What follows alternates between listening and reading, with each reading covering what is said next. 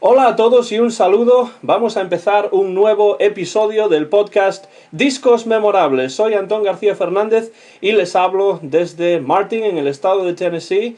Y hoy tenemos a un invitado que vuelve después de haber estado aquí hace unos meses hablando de un disco que para él era memorable, y ahora quiere hablar de otro que también es un disco para él verdaderamente memorable. Está no en Madrid en esta ocasión, sino en Mallorca, y vamos a saludarlo ya. Javi Ruiz, ¿qué tal?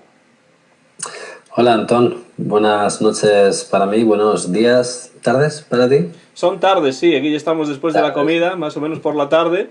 Y bueno, tenemos un disco que, bueno, desgraciadamente no va a sonar, pero de él vamos a hablar, y es un disco que yo sé que para ti es un disco muy importante, y estamos hablando de Grace, el disco de Jeff Buckley. Este podcast de discos memorables va a estar disponible en iTunes y también en YouTube, y de esa manera ustedes pueden escucharlo. Sin más, vamos a ya iniciar nuestra charla acerca de este disco, uno de los mejores discos grabados en la década de los años 90, y que, como digo, para Javi es absolutamente memorable. Me gustaría saber, Javi, ¿qué significa para ti este disco de Jeff Buckley, Grace, que has elegido para hablar sobre él hoy? Pues Grace simboliza una etapa muy concreta de mi vida. Eh, para mí fue un disco que llegó a mi conocimiento un poco a posteriori de su edición. Realmente, y desgraciadamente también, fue justo a raíz de la muerte de Jeff Buckley cuando lo descubrí, porque pues la chica con la que estaba saliendo en ese momento, bueno, me contó la noticia que había muerto. Yo realmente a él lo conocía un poco de oídas, había escuchado el single, el que da título al disco de Grace, y alguna cosita más, pero nunca había buceado en su escueta obra y sobre todo en este disco. Entonces simboliza un poco esa transición de la adolescencia a la madurez, y de cuando cumplí pues los 21 22 años, y me impactó profundamente.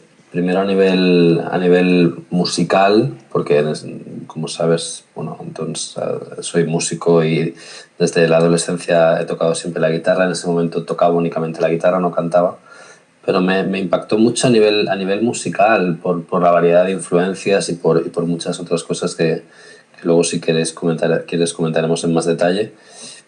Pero sobre todo simboliza eso, simboliza una época muy concreta y un momento muy, muy único en el que descubres algo que sabes que te va a cambiar como persona.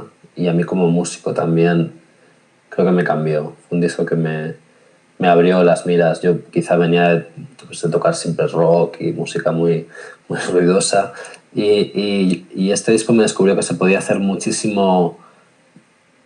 muchísima intensidad sin hacer muchísimo ruido. O sea, que podías hacer una música muy, muy intensa y muy potente, muy poderosa, sin necesidad de distorsión, sin necesidad de grandes artificios.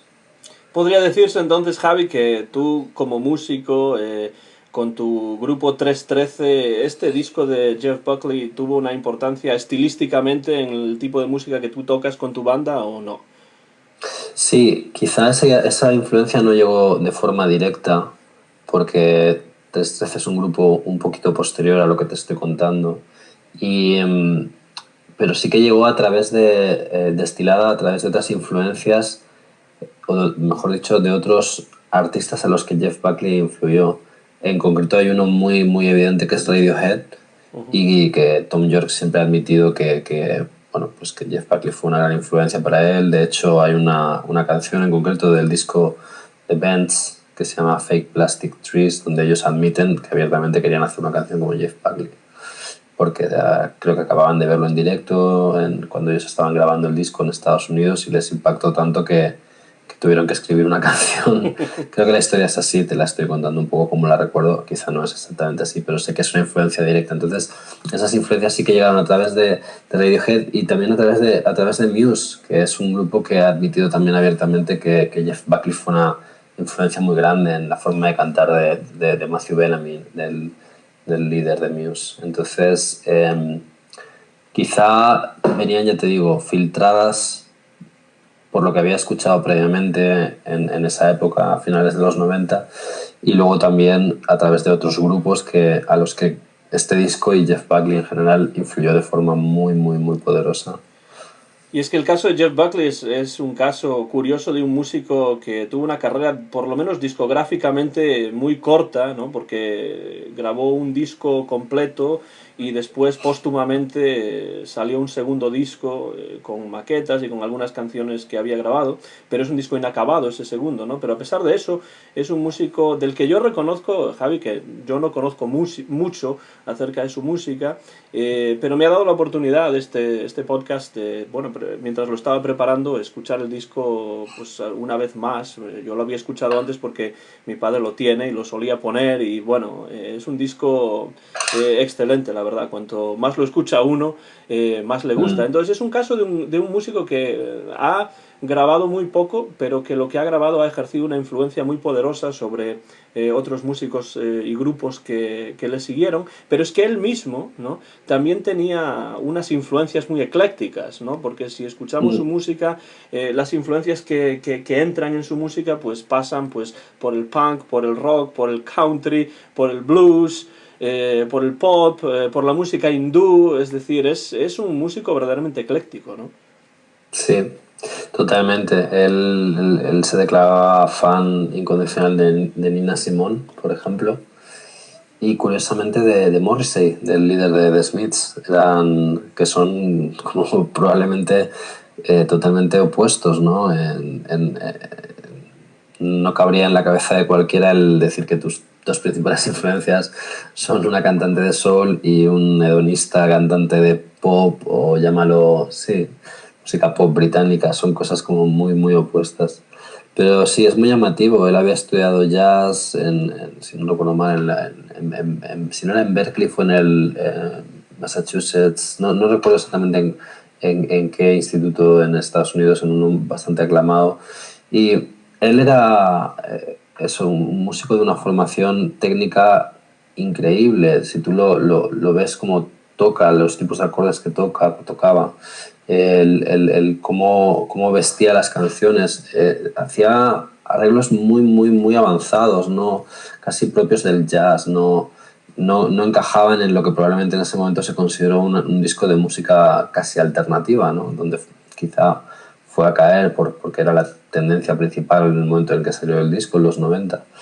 Pero, pero es lo que tú dices, es muy llamativa la riqueza de influencias, aparte también probablemente la de su padre, como sabréis, era Tim Buckley, era un cantautor folk de los años 60, 70, que también murió en circunstancias tristes, y sí que también tenía un poco ese sonido acústico que quizá tú relacionas más con el country o relacionas más con la música de raíces, con el blues, que probablemente venía de alguna forma a través del sonido de su padre. Él nunca tampoco abiertamente admitió que fuera una influencia, pero sí que participó en un tributo, por ejemplo, cuando él murió, cantando dos canciones suyas, y de alguna forma probablemente sí que sentía una cierta correlación con la historia de su padre, también ser un cantautor, un singer-songwriter, ¿no? Como diríais en Estados Unidos.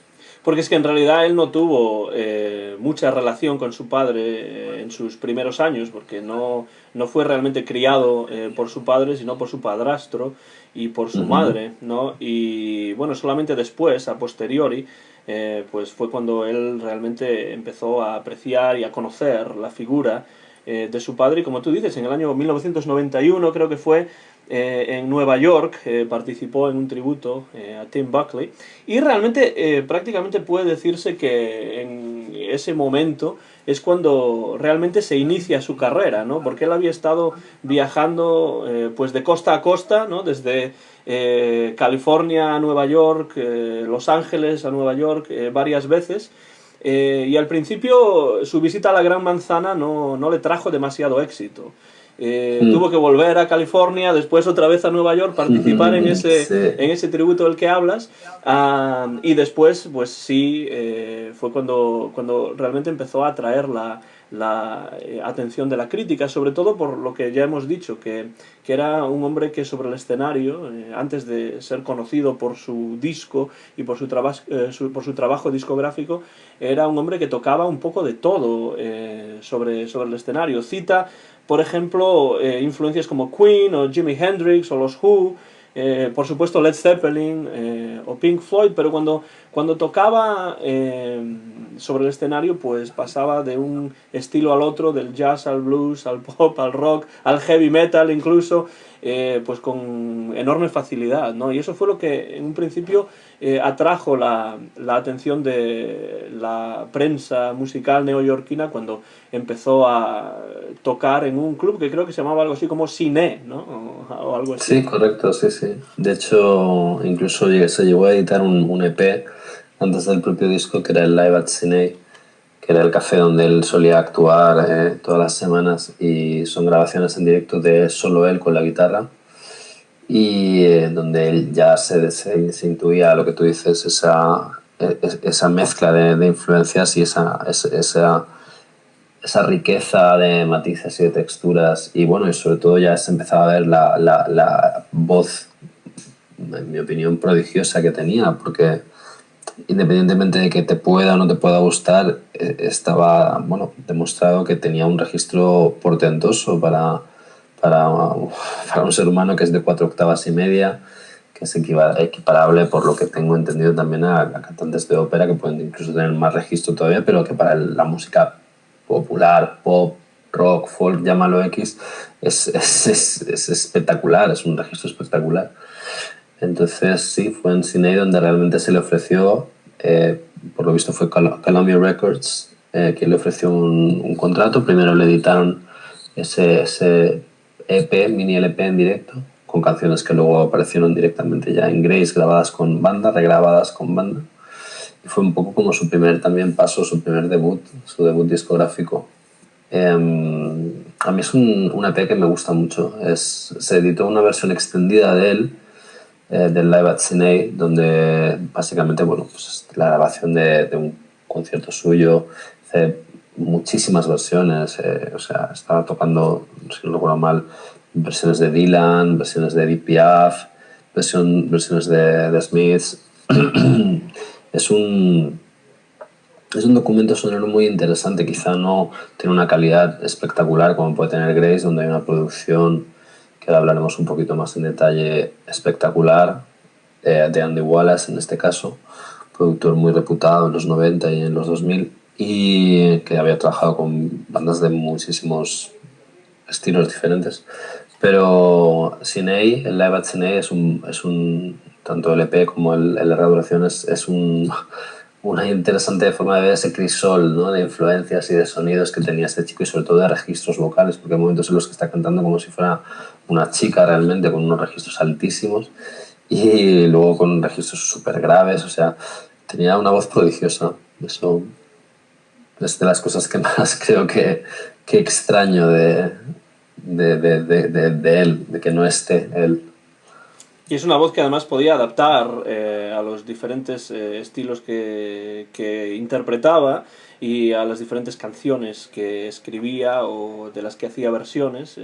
Y bueno, ese EP del que hablas, el Live at Cine, pues más o menos captura, ¿no?, el sonido de sus conciertos en directo en estos clubes pequeños en Nueva York. Y después, bueno, también hizo incluso una breve gira para promocionar, ¿no?, ese EP, antes de que, como tú dices, se grabase el Grace, y originalmente el contrato que tenía con Columbia era para 3 discos, ¿no? Lo que pasa es que, bueno, no llegó a poder, desgraciadamente, completar ese número de 3 discos que aparecía en el contrato, pues desgraciadamente por su trágica muerte, de la que si quieres podemos hablar posteriormente.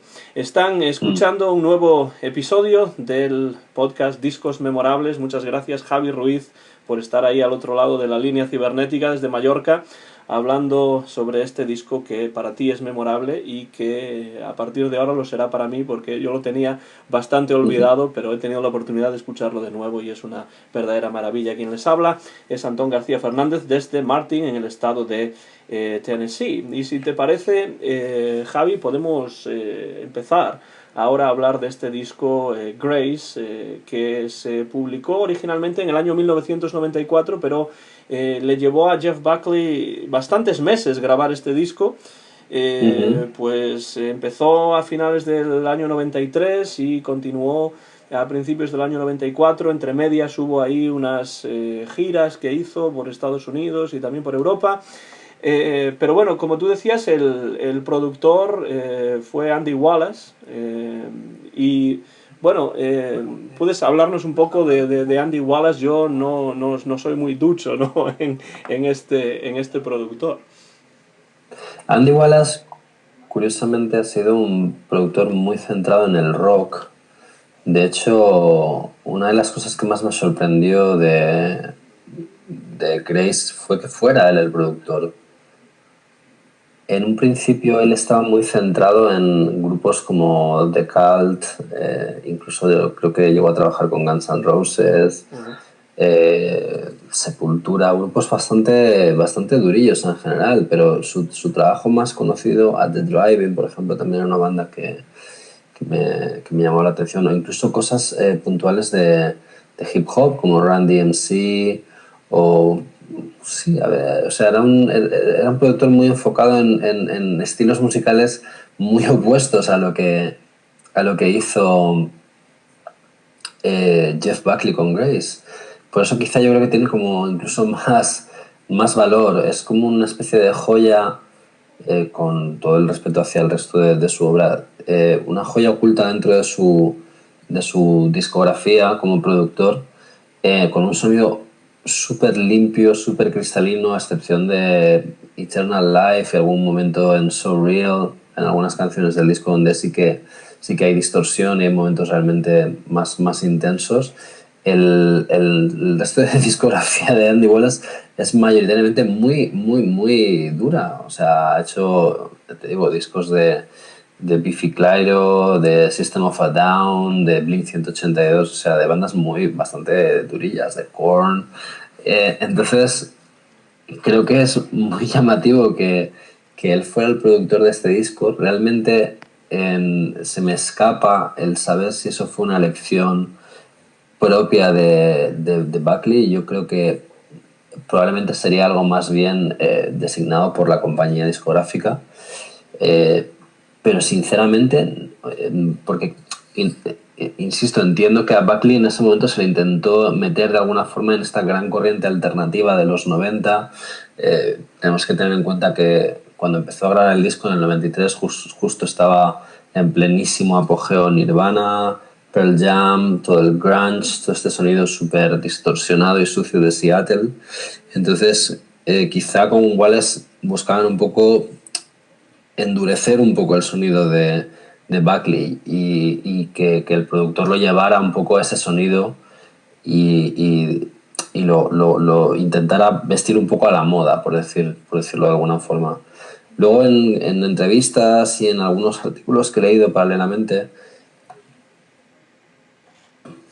he visto que realmente se dice que la relación que tuvo Buckley con Columbia, con el sello, fue muy tensa, muy tirante. Entonces, puedo creer que a lo mejor él no estaba de acuerdo con ese enfoque que le quería dar el sello, ¿no? De decirle, mira, lo siento, tú eres el hijo de un cantautor, realmente ahora mismo no hay un espacio para esto. Lo que se vende ahora mismo es eso, es grunge, es Soundgarden, es Nirvana, es todas estas bandas ruidosas con sonidos ultra distorsionados, y necesitamos que tú tengas canciones también así para poder venderte.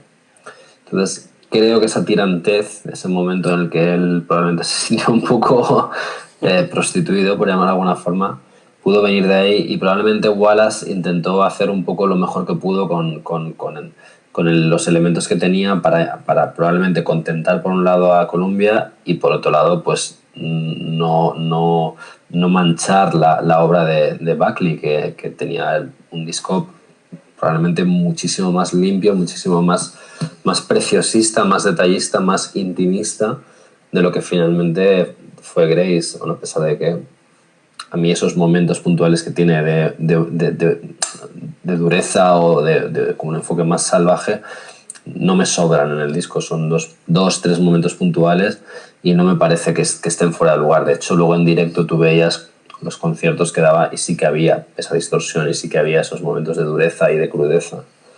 Esto que dices es muy posible, ¿no? Porque yo, escuchando, por ejemplo, algunas de las canciones, podemos ver que las canciones mezclan momentos más suaves, ¿no? Más etéreos, si quieres, con momentos más rockeros, más duros, más sucios, ¿no? Como dices. Y esto es evidente ya incluso en la primera canción del disco, en la canción que abre el disco, que se llama Mojo Pin, y hablaremos de ella dentro de un momento. En cuanto a la banda originalmente que tenía Jeff Buckley para este disco, tenemos a un bajista, Mick Grondal, ¿no? Y a un batería, Matt Johnson, y eso básicamente era el esqueleto de la banda. Y después hubo varias sesiones de overdubs, ¿no? En los que salieron, llegó un momento en el que, bueno, pues tuvo Jeff Buckley que cantar, o era un perfeccionista, ¿no? En muchos sentidos, y quería cantar las letras varias veces hasta que realmente quedaba perfecto. Después hubo unos arreglos a cargo de un músico de jazz de Nueva York que se llama Carl Berger. Y bueno, pues el disco, como decíamos antes, llevó bastante tiempo grabarlo, no necesariamente por el tiempo que le llevó a él grabar los cortes básicos, las pistas básicas, sino porque después hubo una serie de sesiones de overdubs también en Nueva York que fueron muy importantes, porque empezaron a añadir a las canciones pues esos diferentes niveles, ¿no? de complejidad y de sonido de los que tú hablabas antes. Sí, todas esas texturas probablemente las añadió en mucho nivel Carl Berger, como comentas. Realmente sí que si te fijas ahí en detalle hay muchos arreglos de cuerda, hay muchos chelos, hay muchos detalles muy preciosistas que probablemente eso fueron parte de los overdubs que hizo este músico. Y realmente no sé si serían a petición suya, si fueron a petición de Wallace, del productor, es también una duda que tenemos. Probablemente yo creo que el propio sello con Buckley no debía tener muy claro cómo enfocarlo, si enfocarlo como un chico guapo que hacía baladas preciosas como Lover, You Should Have Come Over, o la propia versión de Aleluya de Leonard Cohen, o pues un chico también rockero a la moda, que vestía también con unos pantalones vaqueros rotos y que podía ser el próximo Kurt Cobain, ¿no? Yo creo que de ahí se ve un poco también esos dos lados principales que dominan en el disco, ese lado más íntimo y más romántico, más bonito, más delicado, que su voz también sabe representar también. Y por otro lado la parte oscura, dura, rockera de las guitarras afiladas, de los sonidos más duros, que probablemente también, ya te digo, puede que Wallace fuera un poco el que impulsó más ese sonido para intentar complacer quizá al sello, o quizá sacar ese lado del directo que para ese momento era bastante nuevo para Buckley, porque si lo piensas, él prácticamente se metió a grabar el disco sin una banda, o sea, la banda la montó para grabar el disco. Hasta entonces estaba tocando él solo con su Telecaster, con un amplificador Fender, con reverb, con un sonido súper limpio, súper bonito, en Sydney. Estaba tocando en un café en el Village de Nueva York, y casi más como intentando ser una especie de Dylan moderno que una especie de Cobain moderno, ¿no? o coetáneo de Cobain. Entonces es una duda que creo que siempre tendremos, cuál fue un poco el porqué, ¿no? Y de esos arreglos en base a qué, si realmente es que la compañía no sabía muy bien cómo venderlos, si fue una petición de Buckley. es algo que creo que nos va a quedar un poco la incógnita, porque ya no le podemos preguntar al pobre Jeff. Y él, de hecho, firmó con Columbia, en parte siguiendo los pasos de Bob Dylan, que era uno de sus ídolos, y también, bueno, pues toda su carrera se la ha pasado grabando para Columbia Records. Y quizá, no sé, Javi, es posible que esta indecisión, ¿no? En cuanto a vamos a hacer un disco más limpio, un disco más sucio, cuando en esos momentos la industria musical estaba por un sonido más sucio, quizá eso tenga un poco que ver con el hecho de que el disco al principio no tuvo mucho éxito, ¿no? Veo que llegó al número 149 del Billboard cuando salió originalmente en el año 94, pero poco después empezó a atraer el interés del público y acabó convirtiéndose en un disco de culto y en un disco que vendió pues millones de copias. Pero originalmente, a pesar de que hubo, por supuesto, críticos que lo recibieron muy bien, también hubo una recepción bastante tibia por parte de alguna parte de la crítica. Y después, en cuanto a las ventas, pues originalmente el disco no tuvo muchísimo éxito. No sé si a lo mejor esa indecisión de la que tú hablabas, no sabemos si hacer un disco más suave, un disco más duro, ¿no? Pudiese tener algo que ver, ¿no? Pero lo que sí es cierto es que el disco impresionó a muchísimos músicos y a muchísimos artistas, ¿no? Y viendo en internet, buscando información en internet, pues vemos que hay palabras muy elogiosas, ¿no? De Jimmy Page, de Robert Plant, que eran ídolos también para Jeff Buckley, y de David Bowie, por ejemplo, o incluso del actor Brad Pitt, ¿no? Que le gustaba mucho este disco, o le gusta mucho este disco. Sí. Es muy llamativo. Yo creo que Buckley cuando apareció fue una sorpresa para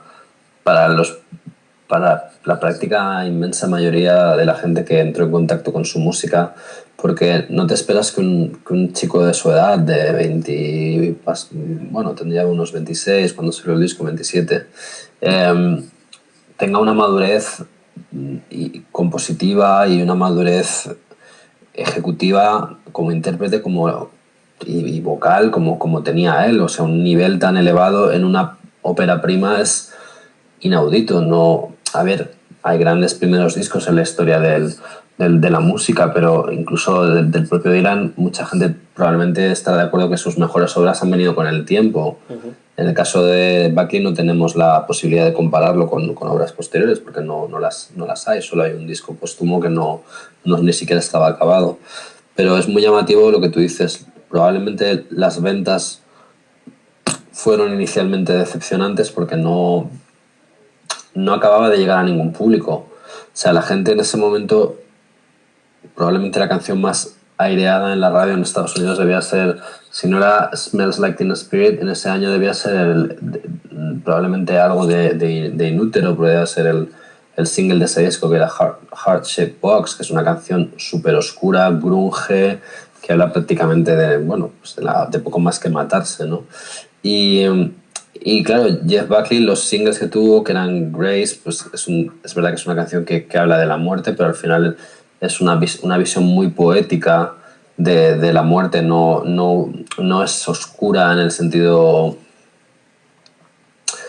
que era Nirvana eran oscuros, o incluso Soundgarden eran oscuros. Entonces en esa gran moda yo creo que Jeff Buckley no consiguieron hacer que entrara, lo cual a mí hasta me parece mejor, porque creo que le ha permitido ser más atemporal en su discurso. El hecho de que no hiciera un disco de grunge, afortunadamente para todos, le ha hecho ser más atemporal.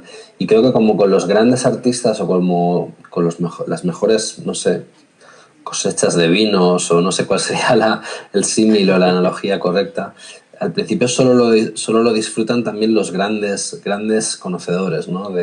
del arte, por decirlo de alguna forma. Es muy llamativo que le fascinara a Page y a Plant, o incluso a Brad Pitt, ¿no? O como te decía antes, o a Radiohead, que en ese momento estaban a punto de pues, convertirse en la banda alternativa del mundo a nivel global, ¿no? Pero yo creo que parte de esa dualidad que tiene el disco de canciones súper intimistas y canciones más ruidistas no le acabó de llegar a la gente. Y no acabaron de entender qué era Grace, qué era Jeff Buckley, de dónde salía, qué quería hacer. Porque no sonaba a Pearl Jam. no sonaba Rage Against the Machine, no sonaba los grupos que en ese momento estaban en la radio. Y el pop de esa época creo que también iba en una dirección muy, muy diferente. Estábamos todavía pues viviendo con bandas como Backstreet Boys, estamos viviendo con Madonna todavía en el apogeo de su reinado. O sea, no entraba ni en el pop más mainstream, ni entraba en la música alternativa, que en ese momento era muchísimo, muchísimo más bestia. Entonces es llamativo que no consiguió un éxito inmediato, no fue un disco que tuviera una recepción, aunque a largo plazo sí que creo que sobre todo por eso, por el refrendo y por el apoyo de todos los otros grandes artistas que han dicho, incluso el propio Dylan, creo que ha tenido elogios para este disco. Ha sido a raíz de que otros grandes artistas lo hayan dicho, este disco es muy bueno, y lo hayan reivindicado, que la gente le ha hecho caso. Porque eran sus fans, los fans de Dylan, de Page, de Plant, de Radiohead, los que se animaron a descubrir la obra de este chico que nadie conocía y que resulta que ha sido tan influencial, ¿no?, en estos otros artistas tan grandes. Es muy llamativo. Muy llamativo. Y es que ese sonido diferente es para mí uno de los atractivos del disco, ¿no? Que no suena como otros discos del momento y que, bueno, pues es un disco diferente, es un disco redondo, es un disco muy atractivo realmente porque, bueno, tiene una gran variedad de acercamientos musicales, ¿no?, a las diferentes canciones que lo componen, que son originalmente 10 y pronto hablaremos ya sobre ellas, pero realmente ese sonido diferente de este disco es una de las cosas que a mí más me han sorprendido ahora que lo he escuchado de nuevo después de tantos años sin escucharlo. Están escuchando ustedes el podcast Discos Memorables con Antón García Fernández, que les habla desde Tennessee en los Estados Unidos, y con Javi Ruiz, que está con nosotros desde Mallorca, y estamos hablando de Grace, el único disco que vio la luz en vida de Jeff Buckley, que por cierto murió pues no muy lejos de donde estoy yo,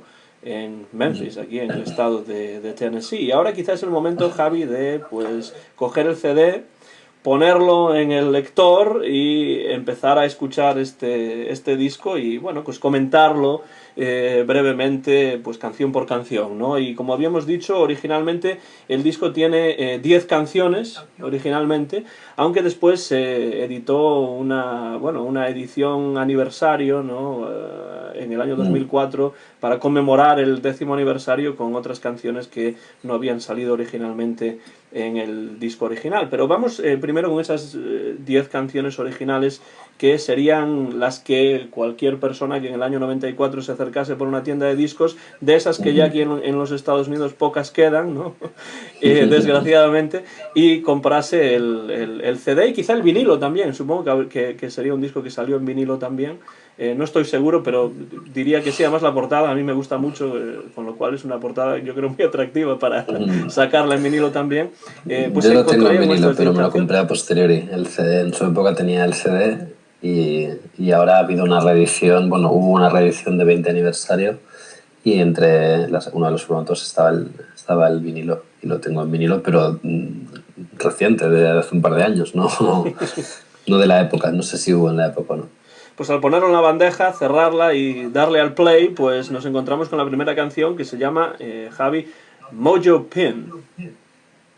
Sí, Mojo Pin creo que es una de las mejores primeras canciones de la historia.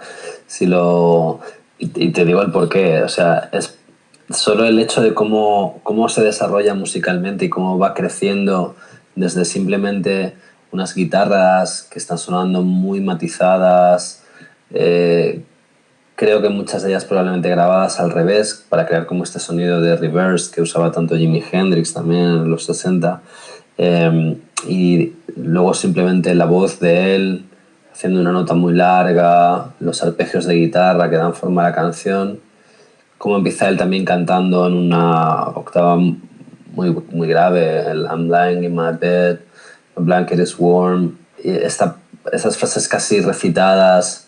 Es una imagen muy onírica, estás pensando en algo como súper cinematográfico, ¿no? Dices, ostras, qué bonito, ¿no? Este momento en el que te estás despertando, ¿no? Y por la mañana y estás es prácticamente en el cielo, en una cama rodeado de ángeles, ¿no? Y cómo la canción va creciendo poquito a poco, va añadiendo capas de primero batería, luego bajo, y poco a poco se va desarrollando. Creo que es para mí como la primera canción definitiva de la historia, ¿no? Es una intro increíble para un disco espectacular. Y es una canción muy psicodélica también, ¿no? Tiene un toque psicodélico casi, y es un buen ejemplo de lo que hablábamos antes acerca de esta mezcla de momentos más suaves con momentos más duros, ¿no? Momentos más rockeros. Y momentos un poco más intimistas, ¿no? Su voz suena verdaderamente etérea, como tú dices, lo de Los Ángeles, ¿no? Sí, sí. Suena muy así, sobre todo, bueno, en las partes más suaves de la canción, pero después cuando entra la música más rockera, pues es un sonido mucho más agresivo, ¿no? Mucho más de los 90, ¿no? Por así decirlo. Sí, sí, sí. Y además, Javi, la canción la compuso junto con Gary Lucas, ¿no? De Captain Beefheart. Correcto. Gary Lucas fue un compositor y colaborador clave de Grace, de todo el disco. Él tenía un proyecto paralelo inicial a este disco que grabó en solitario Jeff, que se llamaba Of Monsters and Men. Y curiosamente, Gary Lucas fue el coautor de varias canciones del disco, tanto Mojopin como la propia canción Grace las coescribió Buckley con Gary Lucas. Quiero pensar que Buckley probablemente era fan de Captain Beefheart y del sonido bueno, que Gary Lucas creó o ayudó a crear con su banda, bastante experimental, si no recuerdo mal.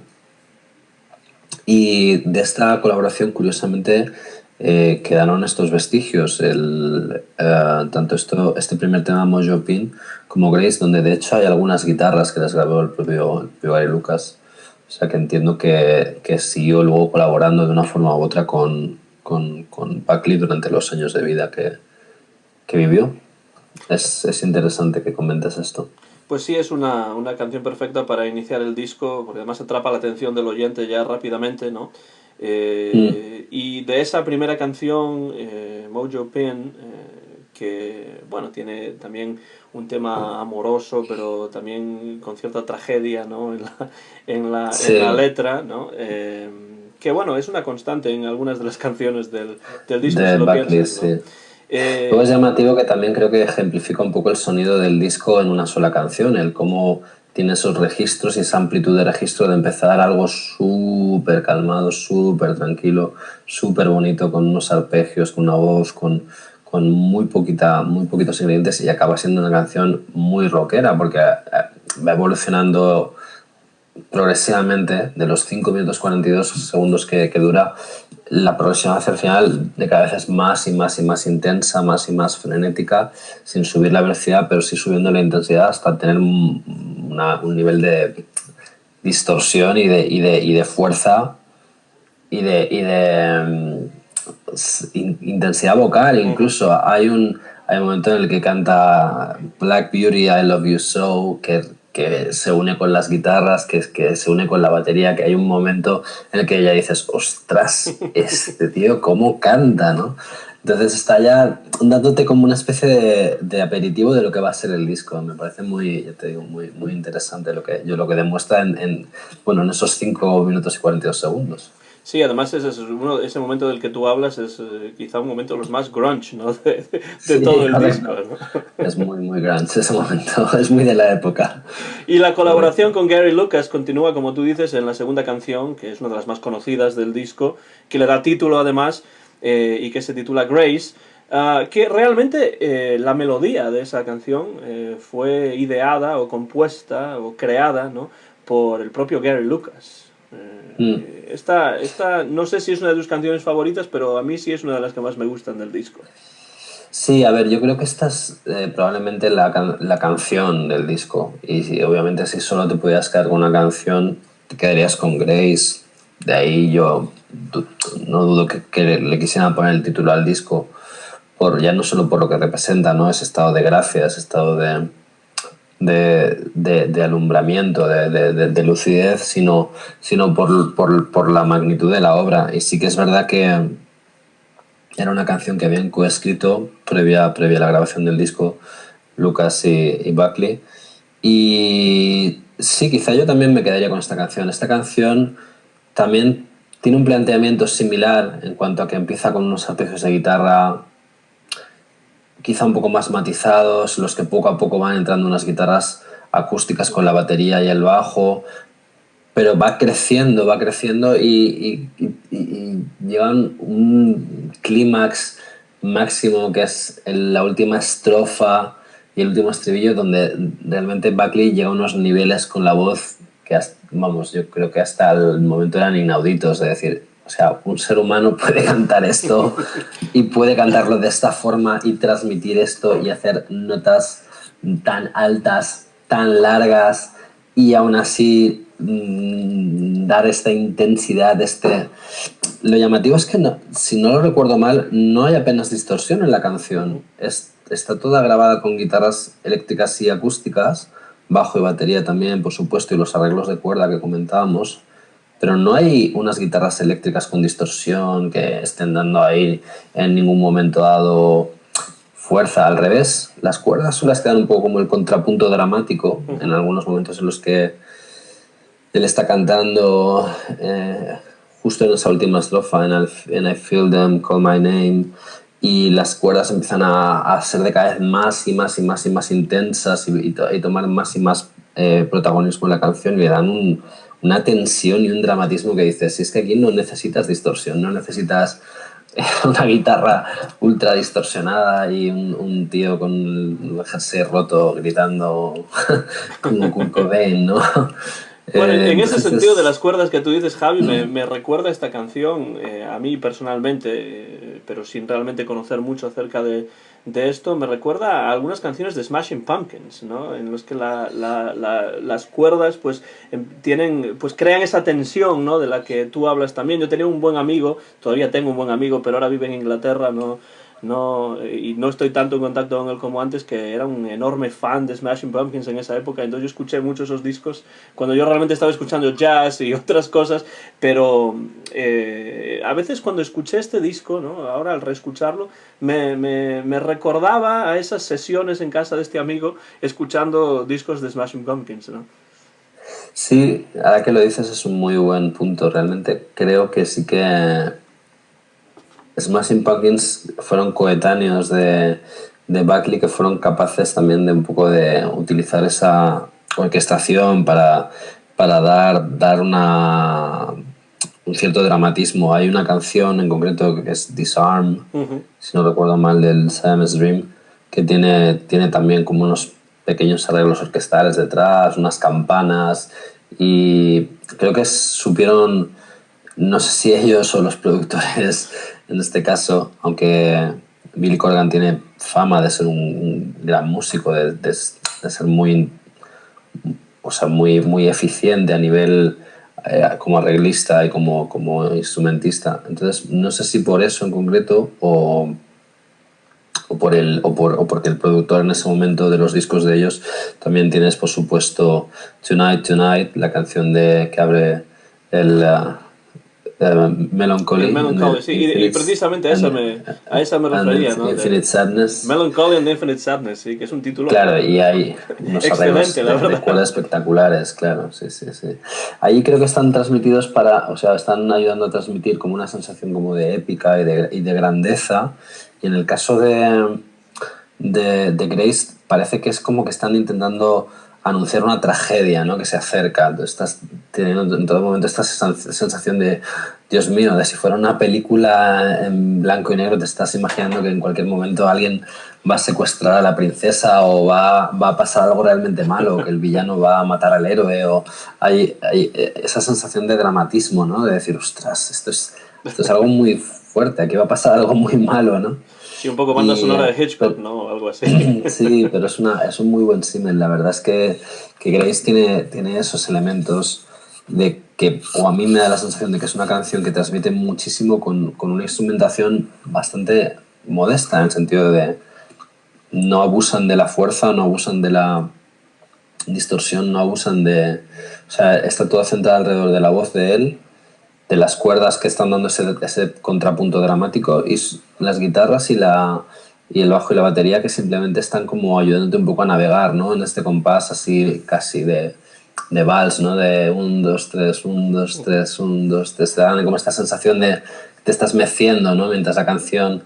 Es como quizá, voy a poner un símil un poco estúpido, perdonadme, pero como una guadaña, ¿no? Pendiendo, como el típico péndulo de la muerte que pende como un hacha sobre el héroe que está encadenado en la mesa y que está descendiendo poco a poco sobre él, ¿no? Y vas viendo cómo pasa la hoja de cada vez más cerca, de cada vez más cerca, que es un poco lo que él narra en la canción, ¿no? Como él siente que la muerte se acerca y como le dice a su amada que espere en el fuego, ¿no? Espera en el fuego, espera ahí en ese momento de arder donde estaremos juntos, ¿no? Es un símil que me ha venido a la cabeza ahora, pero creo que se crea ese movimiento, ¿no? Y esa sensación de tensión.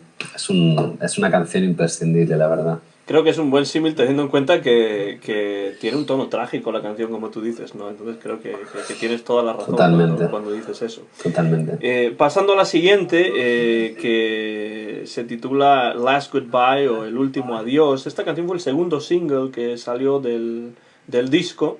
Incluso hay un vídeo, ¿no? de esta canción.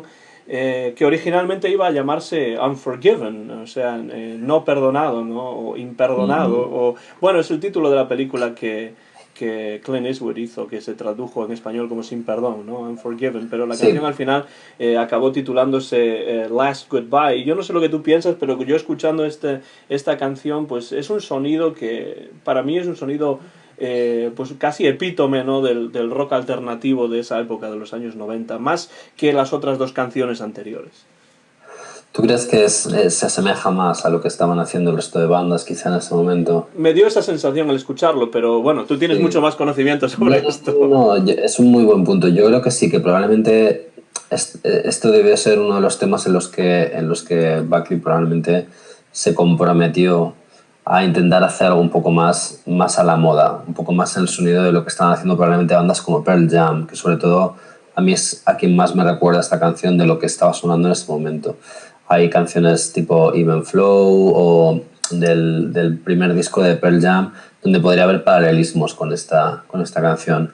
Sí que es verdad que él, yo creo que siguió un poco negándose a usar distorsión, negándose a endurecer el sonido, pero la dinámica, sobre todo el ritmo de batería, el ritmo de bajo, el cómo fluye la canción, sí que es verdad que me recuerda mucho a lo que estaban haciendo otras bandas en ese momento, salvando, ya te digo, la distancia de la distorsión, que yo creo que fue donde debió tener la mayor pelea con tanto el productor como con el sello discográfico.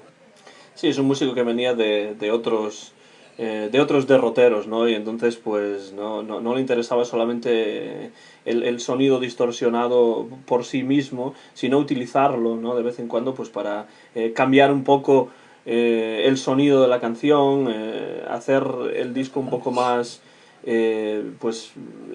no sé, ecléctico, ¿no? De alguna manera, pero también, como tú dices, quizá para pues comprometerse un poco con lo que la discográfica quería de él, ¿no? Estamos hablando de un momento en el que, bueno, los productores tienen una importancia capital en muchos de estos discos y cuando tú dices que Jeff Buckley tuvo una relación difícil con la compañía, seguramente tenía que ver con el hecho de que no tenía la libertad artística que a él le hubiese gustado tener, ¿no? Y a cuántos músicos no les ha pasado eso y les sigue pasando a lo largo de la historia, ¿no? Claro, es muy probable que él fichara con Colombia, como tú comentabas, por un poco por el cómo tenía idealizado a Dylan, cómo tenía idealizado a los artistas clásicos de Colombia, todos los grandes artistas de soul y de jazz, y él creía un poco que le iban a dar esa libertad, pero probablemente, claro, si en la radio en ese momento en Estados Unidos lo único que sonaba era Nirvana, le estaban también probablemente exigiendo, oye, mira, nos encanta lo que haces, pero necesitamos que tengas el próximo Smells Like Teen Spirit, si no, no nos vamos a gastar $1 millón en tu disco. Entonces, cuando lo piensas en retrospectiva cuadran muchas cosas, cuadran que, pues eso, que pusieran a Andy Wallace, que es un productor que venía de hacer prácticamente heavy, a los mandos, cuadra que ves canciones que quieren estar en esa sintonía, pero Jeff siempre está intentando un poco como preservar su personalidad y su autonomía y pidiendo que le dejen hacer, ¿no? De ahí las versiones de Cohen, de ahí las versiones de Nina Simone. Pero sí cuadra lo que tú dices. Esta canción quizás la que intentaba un poco más asemejarse a lo que estaba sonando en ese momento, porque la compañía probablemente se lo exigió, ¿no? Decir, oye, mira, necesitamos una canción que suene un poco, pues eso, como Blind Melon, que suene un poquito como, pues eso, como está sonando Pearl Jam, como están sonando todas estas bandas. Entonces, es un buen punto. Yo creo que él probablemente esa relación tensa se debió tensar especialmente con canciones como esta. Debe ser un poco difícil el momento Pero bueno, de justificar ante ellos. después de esa canción rockera, más moderna, más rockera, ¿no? Con más ruido, si quieres, pasamos a una que es todo lo contrario, ¿no? Y yo reconozco que esta es una de mis favoritas del disco, me gusta muchísimo. Aquí suaviza ya más el tono, esa melancolía de la que hablábamos al principio continúa ahí, y es una canción no compuesta por el propio Jeff Buckley. Estoy hablando de Lilac Wine, que realmente es una canción escrita por James Shelton, que era un actor y compositor de Broadway de los años 30, y es una canción que nos lleva a una de las fuentes de inspiración de Jeff Buckley, que es el jazz, y hay versiones de muchos artistas diferentes antes que la propia versión de Jeff Buckley, de este Lilac Wine. Por ejemplo, Eartha Kitt hizo una versión, pero sobre todo Nina Simone, ¿no? Que es una de las mayores influencias jazzísticas de Jeff Buckley. ¿Qué te parece este tema? Para mí es uno de los mejores del disco, la verdad, a pesar de que él no lo haya compuesto. Este tema, a mí lo que me llama muchísimo la atención es como tú decías, que existen muchas versiones de él, pero como él quizá intentó ser tan respetuoso, sobre todo probablemente con Nina Simone, que era, como decíamos antes, su principal ídolo como vocalista femenina, e intentó ensalzarlo, ¿no? Decir, mira, esta es una canción preciosa, es un tributo a Nina en este caso, aunque lo haya escrito James Shelton, y yo lo quiero hacer que sea preciosa, o sea, que sea la canción más bonita. Yo creo que es como cuando te dan un encargo de algo que realmente amas y tienes la posibilidad de cantarle al amor, en este caso el que sentía él por Nina Simone, y intentó hacer una versión tan bonita de la canción original, tan bonita que como con Aleluya, ahora luego lo hablaremos con más detalle, claro, luego cuesta volver a la original porque dices, madre mía, o sea, este tío con lo bien que cantaba y con la producción tan meticulosa y preciosista que tuvieron con esta canción en concreto, es difícil luego escuchar la versión de Nina Simone porque, claro, tiene otro carácter totalmente distinto, pero Jeff Buckley yo creo que hizo como un esfuerzo de decir, voy a hacer la canción, o sea, la versión definitiva de esta canción. A mí me da la sensación, si no recuerdo mal, creo que él era Scorpio, creo que sí, creo que por los pelos, pero era Scorpio, es del 17 de Como noviembre. yo. Sí, por los pelos, ¿no?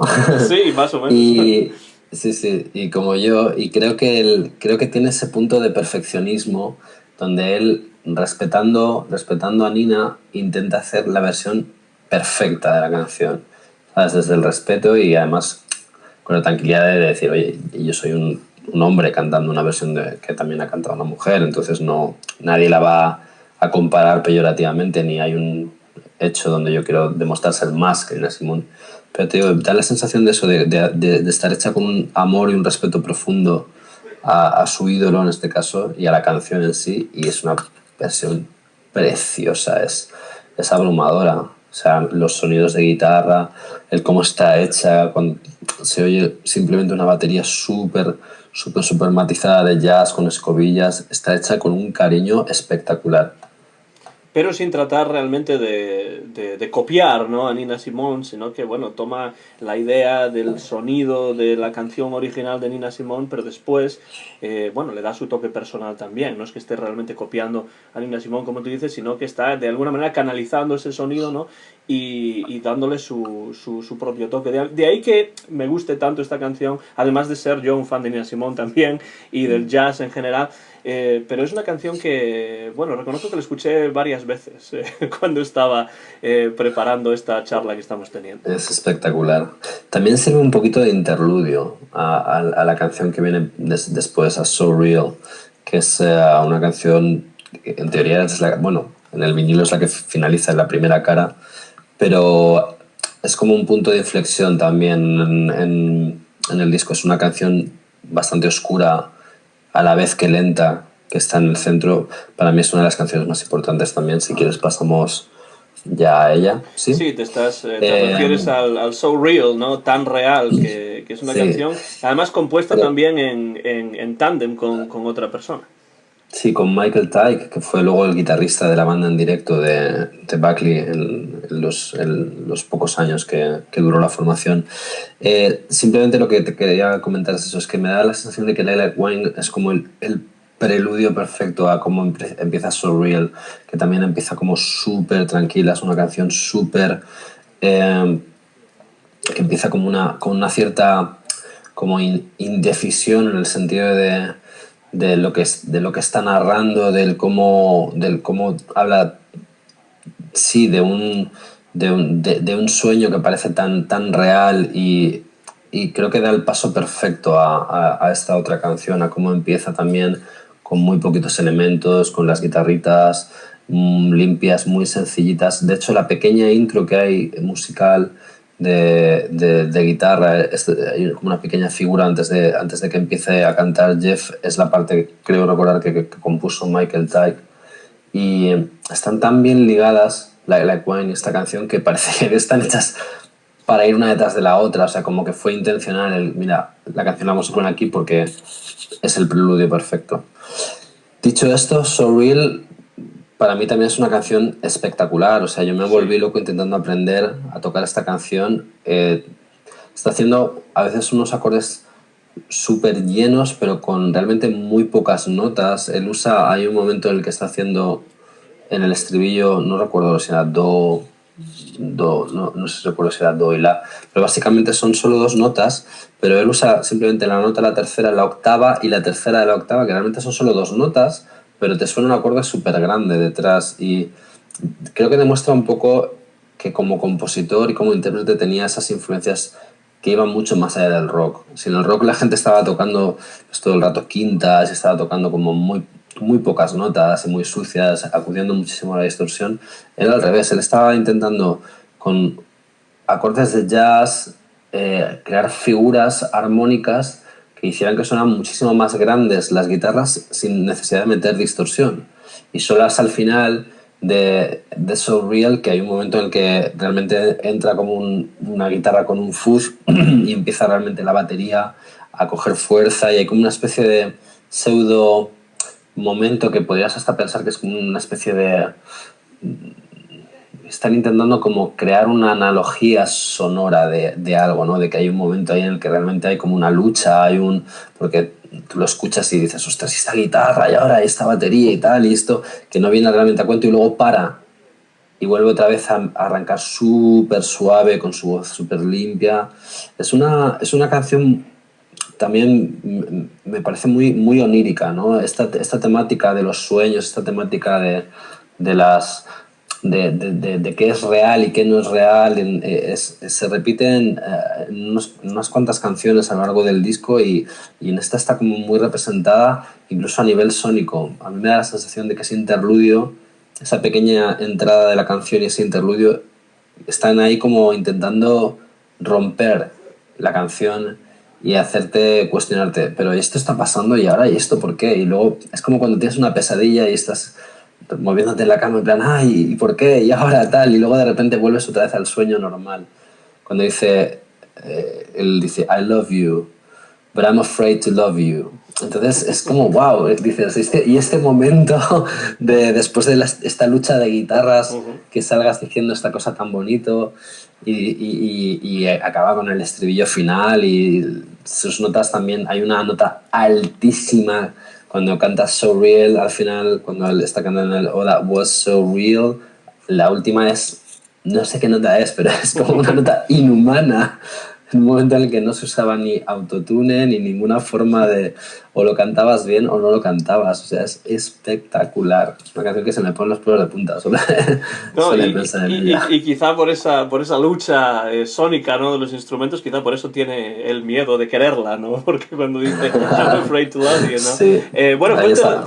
fue el tercer single del disco, ¿no? Y lo que sí, cuando yo estaba escuchando esta canción, que también es de estas que escuché, bueno, varias veces, lo que yo pensé es que, bueno, el estribillo, como tú dices, esos sonidos oníricos, ¿no? De los sueños, de lo que hablabas, a mí me parece la parte del estribillo, ¿no? Su voz se vuelve casi hechizante, ¿no? Sí, Es una voz impresionante, te quedas como agarrado a sí, esa voz, sí, no puedes dejar sí, de sí. escucharlo, ¿no? Como que acercas el oído al altavoz, Es, ¿no? Y brutal. no sé si estarás de acuerdo con esto o no, pero a mí personalmente hay momentos de esta canción que me recuerdan muchísimo a U2 y U2, ¿no? Eh, Bueno, puede tener estos momentos en los que los mejores momentos de Bono, sobre todo quizá un poco de los primeros discos en el que tenía este registro también casi de chica al principio Bono, ¿no?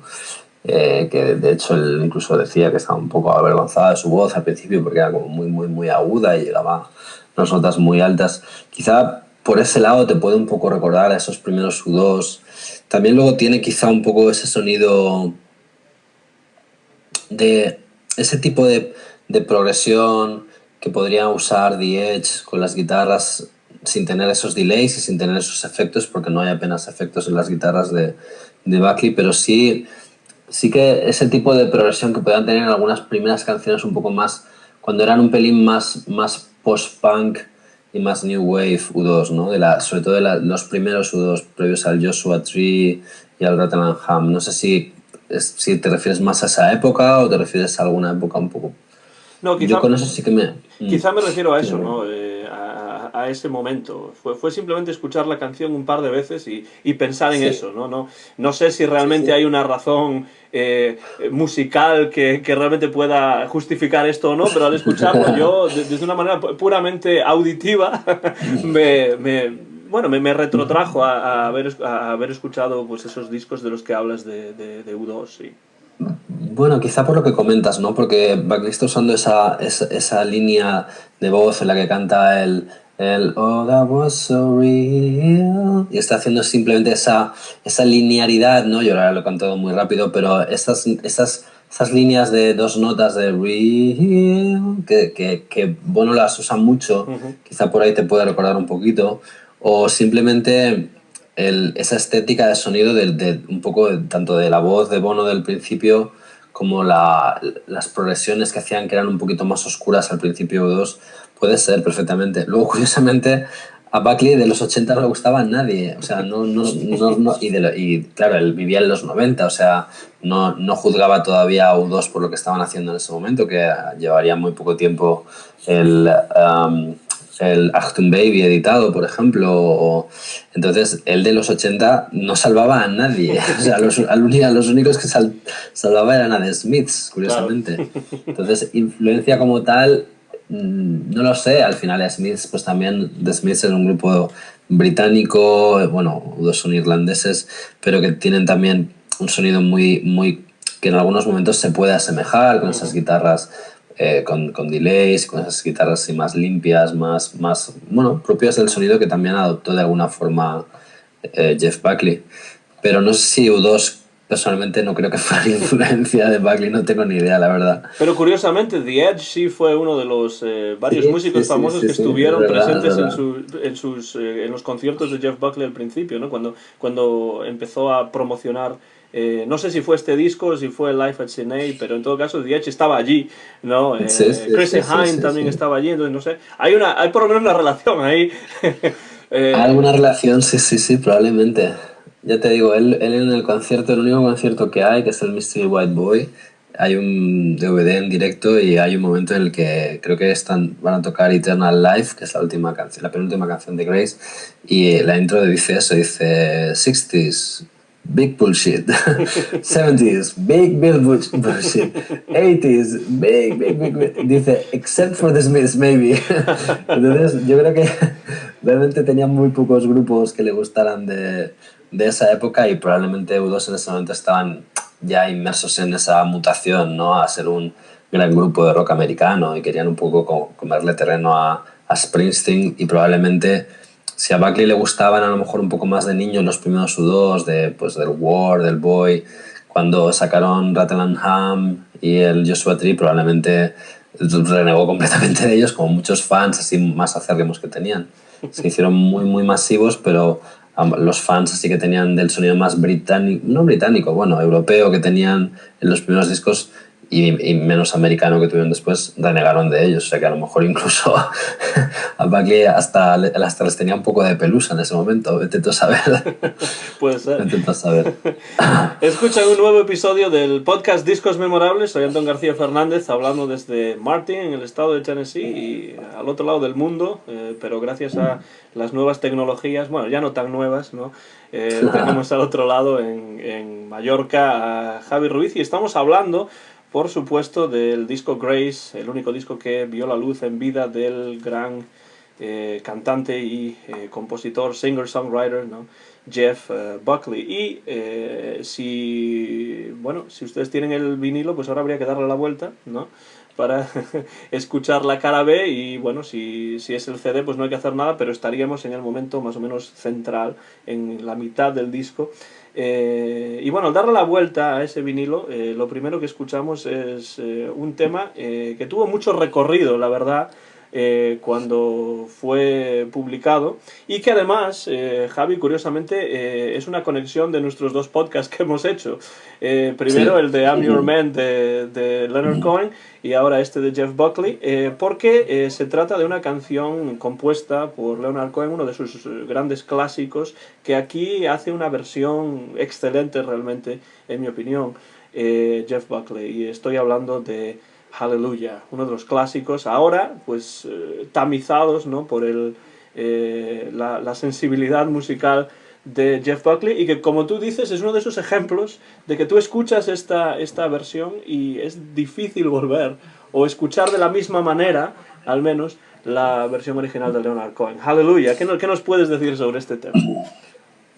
Bueno, yo creo que es de las pocas canciones, bueno, no pocas, pero de las canciones que me cuesta ser objetivo con ellas, porque, como tú dices, no solo es una versión que supera probablemente al original, con todo el respeto a la de Cohen, que es magistral, sino que la canción en sí transmite tanto con tan poquitos ingredientes, porque al final, no sé si esto es cierto, pero se decía que estaba grabada prácticamente en directo, que la grabó únicamente tocando la guitarra eléctrica y cantando a la vez, que es como él estaba acostumbrado a tocarla en el Cine, en el club donde actuaba anteriormente. Y no tiene nada más. Solo hay una guitarra limpia, una Telecaster enchufada a un Fender, y él cantando. O sea, no hay nada más, pero él con tan poquito te consigue llegar tantísimo. Es cierto que la canción de por sí es una obra maestra, o sea, es una canción que la letra, la melodía, cómo se suceden los cambios, es espectacular. Simplemente en la de Cohen quizá lo único que se le puede a posteriori echar en falta es la voz de Buckley. Es decir, claro, tú tienes una canción tan buena como Aleluya, que Cohen siempre lo admitió, que él no quería cantar. Cuando empezó en la música no era lo que él quería hacer, no quería cantar como tal. Pero de repente le das una canción tan grande como Aleluya a Jeff Buckley y te la convierte en una especie de monumento, ¿no? De unas dimensiones bíblicas, valga la broma, ¿no? Valga la coña, ¿no? Pero es una canción que es muy difícil que si te pilla en un día un poco sensible no te haga llorar, porque solo ya ya te digo, por la calidad de la interpretación y por cómo él canta y cómo él te va llevando desde un tono al siguiente tono y va subiendo y va llegó acabando con estos falsetes preciosos al final.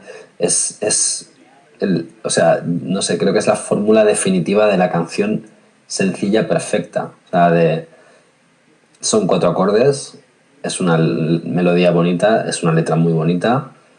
Aquí hay una guitarra y una voz, no hay nada más. Y decir, ostras, ¿cómo puede una persona con tan poquitos elementos transmitir tanto? Ya te digo, si hay un momento que es el grito final de Grace cuando está acabando la canción y hay un momento que la voz llega a unos niveles que se te ponen los pelos de punta. Aleluya, yo creo que es uno de los momentos del disco en el que, como hayas tenido un día o muy malo o muy bueno, te puedes poner a llorar como una magdalena. Es una canción tan bonita que cuesta a veces contener las lágrimas. Bueno, lo que tú dices, además, Javi, es absolutamente capital. Es decir, la carga emocional de la canción es impresionante, teniendo en cuenta lo minimalista que es la versión, ¿no? Porque no tenemos ningún tipo de arreglos No hay espectaculares, nada. ni nada por el No estilo. hay Y no nada. sé si la grabó en directo o no la grabó en directo, No pero hay desde luego cuerdas, no hay suena como nada. si realmente la hubiese grabado en directo, ¿no? Para mí bueno, es que se dice muchas veces esto pues muy alegremente, pero en este caso yo creo que es así, es una verdadera joya de canción, Mm, ¿no? Porque es sí, sí. delicada, pero al mismo tiempo es una canción de una carga emocional impresionante. A mí, bueno, es otra de estas que escuché y reescuché mientras estaba preparando esto. Y después cuando uno vuelve a escuchar la versión original de Leonard Cohen, pues la escucha con otros oídos, con otra perspectiva diferente, ¿no? Totalmente. No, es espectacular. Son casi 7 minutos de canción. Son 6 minutos y 53 segundos. Y claro, es eso, te da una perspectiva de la original de Cohen, sin desmerecerla en absoluto, pero que o sea, claro, te hace cuestionar, ¿no? Muchas cosas. Ya te digo, yo creo que eso fue uno de los momentos en los que yo más me sentí un poco intimidado, ¿no? Por la calidad de este hombre, de decir, ostras, este tío está solo tocando la guitarra y cantando y cogiendo una canción que perfectamente podías haber hecho tú la versión, porque la canción ya existía, me refiero. No es que ni siquiera es una canción suya, en el sentido de que si alguien haciendo una versión es capaz de llegar a este nivel, que no sería o que no hubiera sido capaz de alcanzar con 5 discos más, con 6 discos más, este hombre podría haber sido algo, no sé, inconcebible a nivel de calidad si lo piensas fríamente. Si en un solo disco hizo todo esto con 27, 28 años, ¿qué podría haber hecho este hombre si hubiera vivido 20 años más, si hubiera hecho 5 o 6 discos más? Pues no lo podremos Esta saber, pero versión. lo que sí es cierto, Javi, es que es casi una versión, parece una versión de una versión, ¿no? Al mismo tiempo, porque él no se basa solamente en la versión de Leonard Cohen, sino también en una versión que había hecho John Cale para un disco de tributo a Leonard Cohen que tengo aquí, se titula I'm Your Fan, no I'm Your Man, sino Sí, I'm Your Fan, I'm Your del Fan, año sí, correcto, sí, 1991, sí. es decir, publicado 3 años antes del disco de Grace de Jeff Buckley. Entonces, no es que solamente utilice la versión de Leonard Cohen original, sino que además también utiliza otra versión de otro músico, además muy importante como es John Cale, que Totalmente. la utiliza y él hace su propia versión de una canción original de Leonard Cohen, que es una verdadera maravilla. Es una joya. Esta canción, o sea, si Bowie dijo que Grace sería un álbum que se llevaría a una isla desierta, uno de los álbumes que se llevaría a una isla desierta, yo creo que esta es una de las canciones que si solo tuvieran que pervivir unas poquitas canciones de la historia de la música grabada, esta dice tanto en tan poco tiempo por las conexiones que tú ahora dices, tanto por la conexión a Cale como por la conexión que es de donde se intuyen quizá un poco estas guitarras, con reverb, con este sonido tan preciosista, como por el tributo a Cohen, como bueno, también por las connotaciones religiosas, pero también por la historia que está contando detrás. Es una canción que probablemente deberías saber. Sí, yo te digo, si hay un disco para llevarse a una isla desierta, esta debe ser una de las pocas canciones para llevarse a Marte, por decir algo. Que Bowie bien podría llevársela a Marte, la verdad, también, ¿no? También, sí, Si tuviese que ir. totalmente. Bueno, Es la siguiente espectacular. canción, Javi, la hemos mencionado ya, después de esta maravilla de Hallelujah, pasamos a una balada, ¿no? Que Mm, tiene que ver, en este caso, con un tema que aparece a lo largo del disco en muchos momentos, como es el paso del tiempo, ¿no? Y el fracaso amoroso y la relación entre ambas cosas. Y la canción se llama Lover, You Should Have Come Over, algo así como amante, ¿no? Deberías haber venido, ¿no? Debías sí, haberte pasado por aquí, ¿no?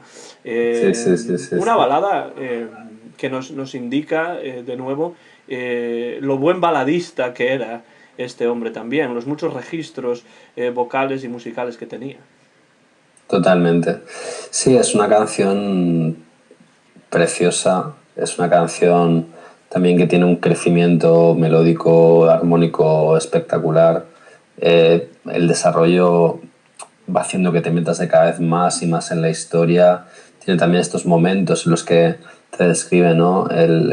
Cómo está mirando a través de la ventana y ve cómo la lluvia le cala a la gente que está en un funeral, ¿no? Es como te hace sentir realmente como en su piel, te hace sentir como que estás allí, estás viviendo esa escena, ¿no? Y habla de esos miedos, ¿no? De que soy demasiado, demasiado joven para aferrarme a esto, pero demasiado mayor como para liberarme y salir corriendo. O sea, de esas tribulaciones y esas indecisiones que vive y que siente y que realmente le hacen más humano y más cercano. Y es una canción también preciosa, tiene muy poquitos ingredientes, realmente también es una guitarra acústica, hay una batería y un bajo, hay un órgano, hay un Hammond precioso detrás también, súper bonito, pero una instrumentación, en mi opinión, bastante modesta, bastante sencilla, pero que también transmite tanto. Hay unos coros muy bonitos que es él mismo grabó armonizándose y haciendo como unos us detrás hacia el final de la canción que le dan también como una profundidad casi soul, como un color bastante negro, me atrevería a decir, ¿no? Bastante de, pues eso, de una Ariza o de una Nina Simone mismo. Y que le dan una calidad también espectacular, pero es muy llamativo. O sea, él sigue insistiendo en hacer canciones preciosas con muy poquitos Uh -huh. elementos y creo que es lo que las hace atemporales, las hace canción también relativamente larga, de también casi 7 minutos, pero que no te sobra ni un minuto. Tú la escuchas, así como hoy en día la tendencia es de cada vez más y más y más hacer canciones de 3 minutos, 3 minutos y medio muy cortas. El pop es de cada vez más conciso, cuesta más tener la atención. Creo que este disco, al revés, está luchando por decir, oye, no te vayas, déjame estar contigo un minuto más y déjame cantarte esta canción un minuto más. Y hay varias canciones que están rozando los 6 minutos, los 7 minutos. La única canción que baja de 3 minutos es la que viene después, es Corpus Christi Carol, que es una canción tradicional que él canta a capela, pero ahora hablaremos de ella. La mayoría de ellas son canciones relativamente largas, con desarrollos muy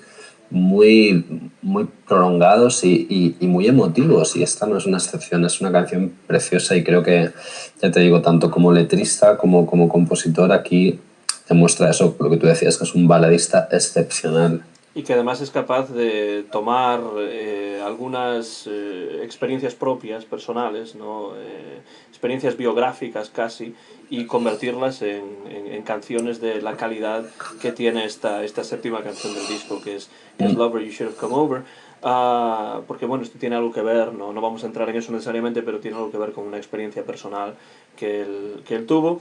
Y bueno, a mí me da la sensación, Javi, que lo que tú dices, después de escuchar, pues no sé, el So Real y el Hallelujah y ahora el Lover You Should Have Come Over, que realmente lo que le interesaba hacer a, a Jeff Buckley no era el estilo de música que vendía en ese momento, a no, mediados de los años 90. Lo que él realmente favorecía, lo que realmente le gustaba hacer, en donde se sentía más a gusto, ¿no?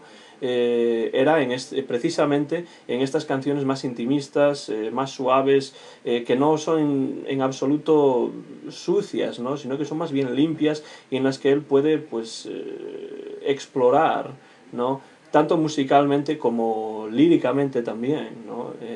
Pues diferentes territorios y diferentes acercamientos, ¿no? al arte musical. A mí es un disco que me gusta mucho precisamente por esa razón, porque es un disco diferente, pero que además es un disco que frente al sonido más sucio prefiere el sonido más limpio y más suave, que va un poco más con mi concepción musical, digamos. Totalmente. Sí, él parece que está en esta lucha de intentar favorecer bueno, llamémoslo el bien sobre el mal, pero sí que la limpieza del sonido versus la distorsión, que probablemente en ese momento era lo reinante y que probablemente él había sufrido mucha presión por incorporar su sonido. Y es llamativo, él está diciendo, oye, mira, ¿por qué no puedo hacer yo canciones así y que suenen en la radio? ¿Por qué no pueden ser estas canciones populares? Y luego muchas de ellas han trascendido a lo que fue el momento, a esa gran explosión del grunge, ¿no? Y hay muchos grupos de la época de los que pues la gente lamentablemente ya no se acuerda me refiero, de muchas de sus canciones. Y sin embargo, él con un solo disco ganó esa lucha, ¿no? de la luz sobre la oscuridad y consiguió con su sonido crear algo atemporal, crear algo que la gente recordará durante siglos, espero. Bueno, la siguiente canción, Javi, es algo verdaderamente curioso, llamativo, y si vamos a hablar de algo diferente, esto sí es verdaderamente Esto sí muy es diferente, diferente, porque sí, no le sí. llegaba a Jeff Buckley con irse al blues de los años 20 o irse al pop o al rock o al country de los años 50, sino que con la siguiente canción, Corpus Christi Carol, pues se va al terreno tradicional, medieval, inglés, porque claro, como dice el propio título, esto es un villancico medieval inglés con música de ni más ni menos que Benjamin Britten, ¿no? Bueno, cuando uno escucha este disco y llega a esta octava canción, pues la sorpresa es monumental, ¿no? Sí, quizá aquí lo que pretendía Buckley sobre todo era demostrar, bueno, probablemente a él esta canción le fascinaba y también crea igual como una especie de introducción a Eternal Life, que es la canción que le sigue.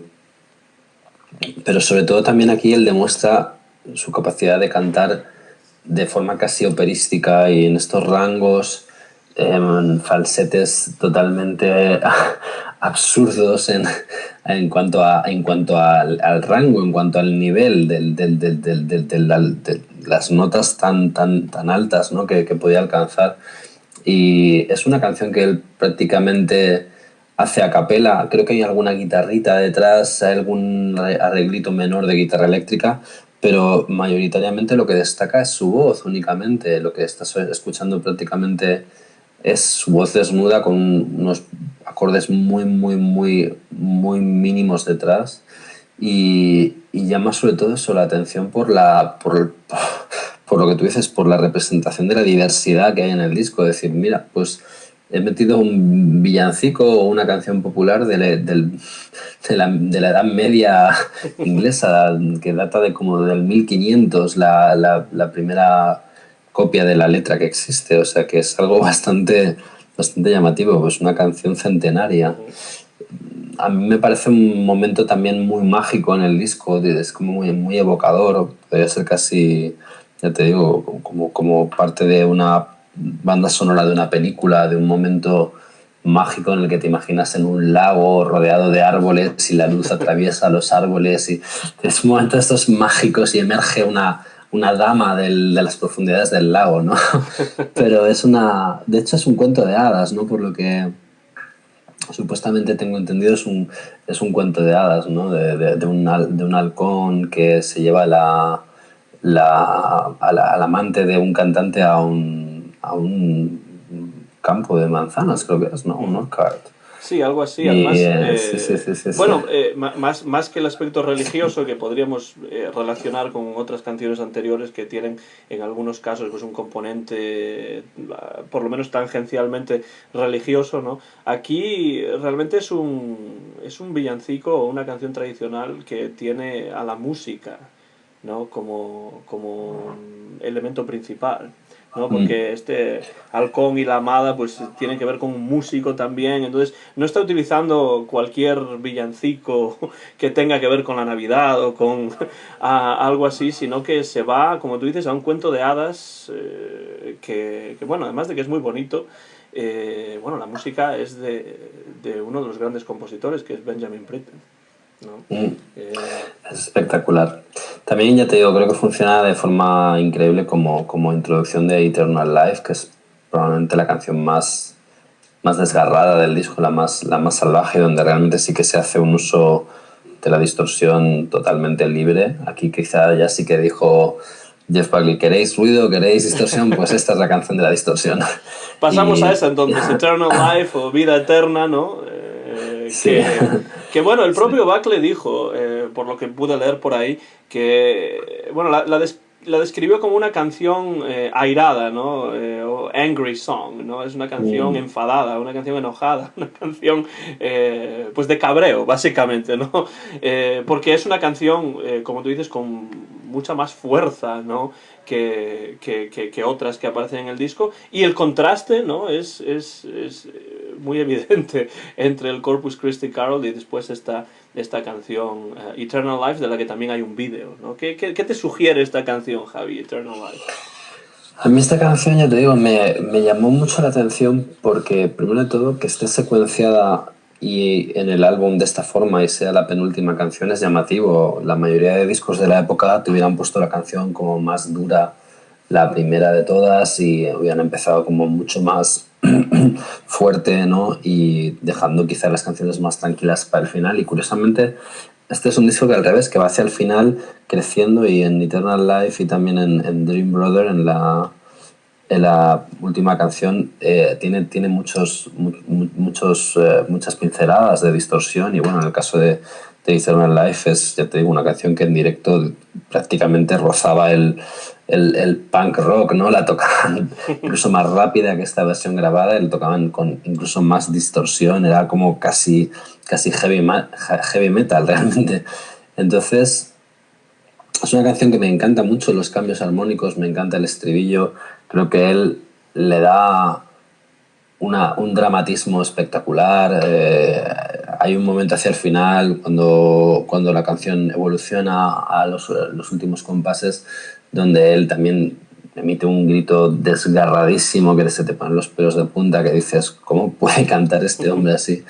Y, y es una canción espectacular. Hay unas cuerdas que están un poco enterradas en la producción, que tú no las oyes tan evidentemente, pero que están detrás dándole también ahí como a un mayor dramatismo, y en algún momento tiene como una especie de, para mí, paralelismo con la canción Grace, en cuanto a que si Grace tuviera una segunda parte probablemente sería Eternal Life, ¿no? Sería como que el final de Grace, que tiene toda esa intensidad y toda esa rabia, ese dolor contenido y toda esa energía, se explotarían luego probablemente en Eternal Life, ¿no? En Eternal Life saldría toda esa explosión de energía, de distorsión, de rabia, como una continuación de Grace natural.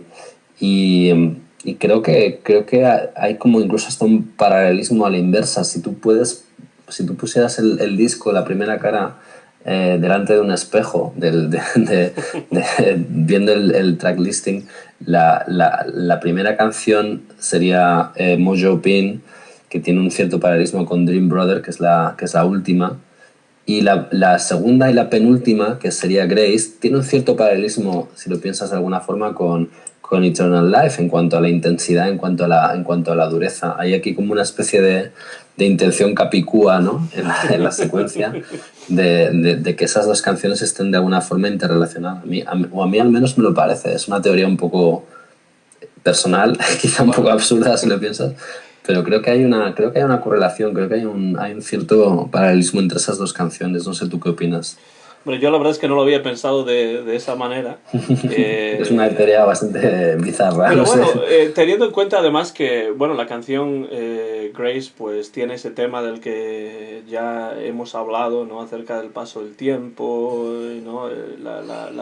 La llegada de la muerte, incluso, si quieres, ¿no? Después tenemos una canción que se llama Vida Eterna, ¿no? Sí, sí, sí. Entonces, bueno, no es tampoco tan descabellado pensar que las canciones pudiesen estar relacionadas. De todos modos, una cosa que ahora que dices eso, pues un single, ¿no? Con cara A y cara B, Grace por un lado y Eternal Life por el otro, sería, en mi opinión, un single excelente porque iría Funcionaría muy muy bien bien. junto, ¿no? Pero bueno, no, Funcionaría no, sin duda muy bien, sí, sí.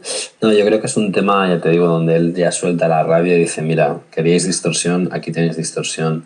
Pero sí que me da la sensación de eso, de que está linkado, está enlazado de alguna forma con Grace. Es lo que tú dices. En Grace se habla de la muerte y en Eternal Life de la vida eterna, de que al final hay un paso a la vida eterna y él de alguna forma los enlaza de esta forma. Yo creo que de alguna forma están intervinculadas estas canciones, pero están inter, me gusta inter. realmente esa teoría capicúa, ¿no? Esa teoría del espejo que yo creo que le va muy bien. Ahora que lo dices, pues la verdad es que, bueno, escuchar el disco otra vez y escuchar esas canciones una después Escúchalas de así. otra y a ver qué No, no, en pasa, ¿no? serio, A ver qué hay sale. casos, este no creo que sea uno de ellos, pero no sé si has escuchado muchos discos que se dice, sobre todo de rock progresivo, que si alteras la secuencia, o incluso como el Dark Side of the Moon de Pink Floyd, que decían que encaja perfectamente con la película del Mago de Oz, que si tú lo escuchas, a la vez que pones la película del Mago de Oz, funciona como banda sonora de la película, no sé si lo habías escuchado hasta alguna vez. Pues la verdad es que no lo había escuchado, pero siendo una de las películas favoritas de mi hija, pues bueno, Pues mira, aprovecha sería, para tú te pones los auriculares y te pones el Dark Side of the Moon. no sería mal momento para ver si realmente esa teoría tiene sentido o no. Bueno, Exacto. esto nos lleva, en cierto modo, después de esta novena canción que es Eternal Life, tú ya has mencionado la siguiente, que es la última del disco original, Mm. que se titula Dream Brother. Y esta es una canción escrita por Jeff Buckley con ayuda de los otros dos músicos de su banda, el bajista Grondal y el batería Johnson. Y según he podido leer, está basada en una situación real, ¿no? Sobre un amigo que iba a abandonar a su novia embarazada, ¿no? Y esto es algo que le ocurrió al propio Jeff Buckley en su vida personal con su padre, ¿no? Entonces tuvo mucha importancia para él escribir una canción para este amigo y convencerlo de alguna manera de que no abandonase a A esta su novia, novia sí. embarazada de la misma manera que su propio padre abandonó a su madre, ¿no? Entonces hay una relación biográfica en esta canción de Jeff Buckley. Están escuchando un nuevo episodio del podcast Discos Memorables. Soy Antón García Fernández y les hablo desde Tennessee, en los Estados Unidos, y en Mallorca, al otro lado de la línea, tenemos a Javi Ruiz y estamos hablando del disco Grace de Jeff Buckley y hemos llegado ya a la última canción, Javi, que se titula Dream Brother. Sí, como estabas comentando, esta es una canción que Jeff de alguna forma está pidiéndole a este amigo que no repita lo mismo que hizo su padre, ¿no? En la letra además lo dice, Don't be like the one who made me so old, don't be like the one who left behind his name. Que es básicamente por lo que parecía que estaba pasando un amigo o que por lo visto había dejado embarazada a su novia y estaba pensando en dejarla, ¿no? Y dejarla que tuviera el crío sin él, ¿no? Entonces él se sentía identificado porque básicamente es lo que su padre, Tim Buckley, en este caso había hecho con él. Él bueno, pues dejar embarazada a su madre y luego abandonarles, ¿no? Entonces es una canción muy oscura, como tú decías, la compuso junto al bajista y al batería. Yo creo que fue probablemente una de las últimas incorporaciones, me hace creer, ¿no? Por el hecho de que la coescribiera con ellos, que llegaron a la grabación cuando la mayor parte del material estaba compuesto. Y es interesante, ¿no? Porque va evolucionando con estos tonos medio quizá arabescos, tiene estas figuras eh, armónicas que a mí me recuerdan un poco a un sonido también muy onírico, muy, bueno, lo que está comentando, ¿no? En la letra, este hermano soñado que quizá él nunca tuvo, porque nunca tuvo un padre real, porque nunca tuvo su padre biológico cerca. Y es una forma también súper preciosa, a la vez que oscura, a la vez que, que soñada de alguna forma de finalizar una obra maestra, un disco que para mí es perfecto de cabo a rabo, no tiene ningún tipo de falta, no tiene ningún momento que digas, esta canción, ay, si no fuera por esto. Es un disco para mí perfecto, no le puedo echar nada en falta ni le sobra nada, en mi opinión.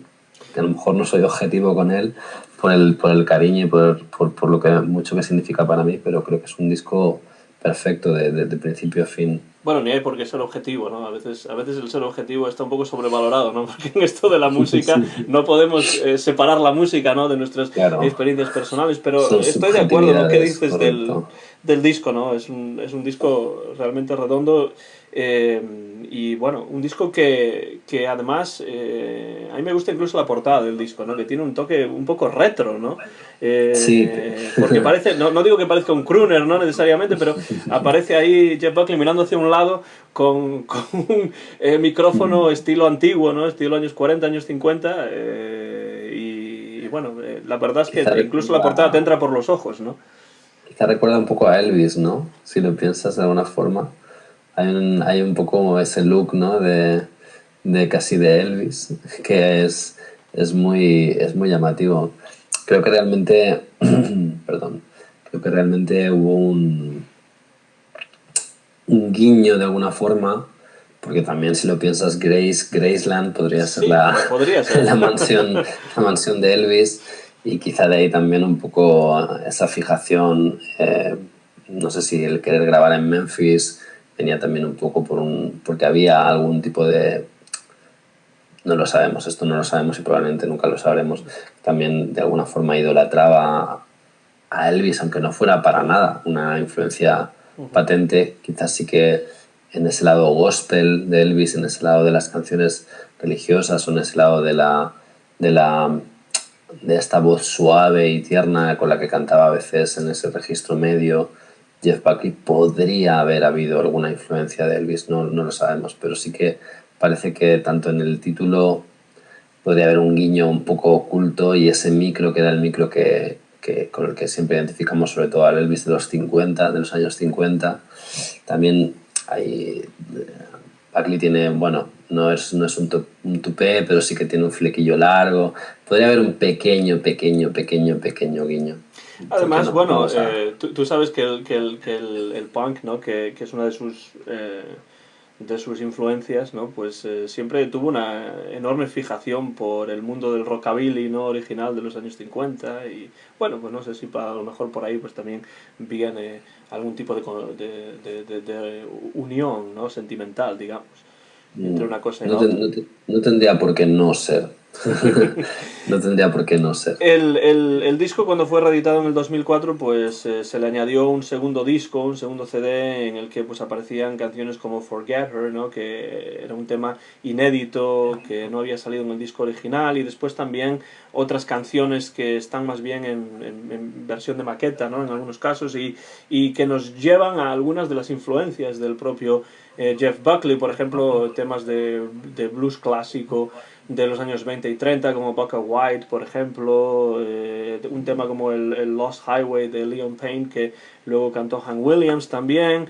Bueno, esto añade, ¿no?